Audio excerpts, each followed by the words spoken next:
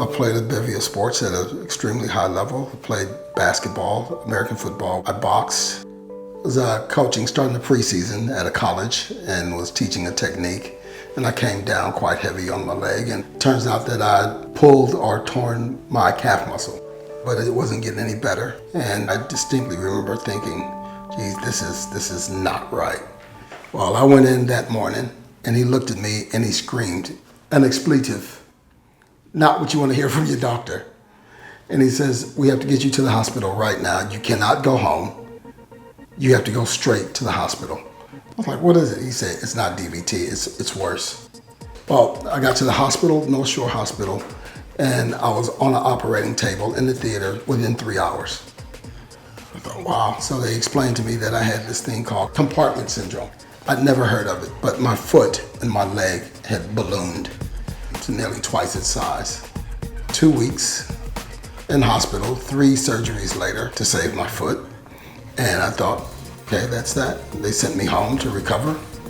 And I was home for 2 weeks when my leg and my groin, it was just in agony. And I thought it was because of the position that I had to keep my leg in while I was in recovery for those 2 weeks. And I went back and they put me through a battery of tests. And that's when they found the tumor.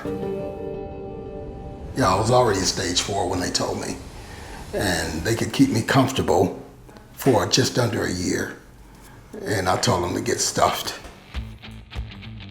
My service here has been pretty cracking on.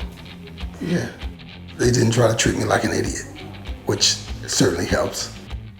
Told me what they thought was wrong with me and what they could do to fix it.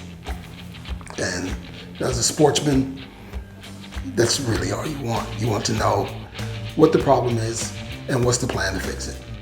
I guess the simplest way to put it is it's given me a lot more confidence to be out. So I booked my bucket list trip, which is to go to the U.S. College Final Four and Finals, which is it's a huge deal. And I've always wanted to do it, but it's right at the start of my season, so I've always put my kids first. So now I'm putting myself first to get well. So I'm not quitting.